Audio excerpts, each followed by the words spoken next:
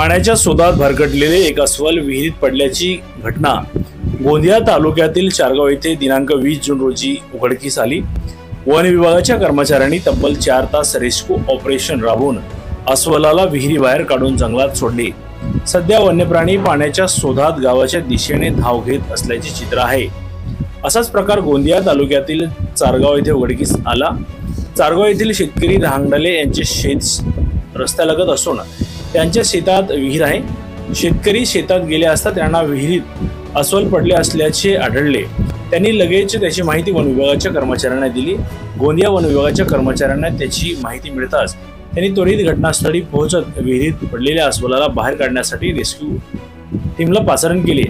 काही वेळातच rescue team घटनास्थळी दाखल झाली। अस्वलाला विहिरीतून बाहेर काढण्यासाठी रेस्क्यू टीमला तब्बल 4 तास लागले।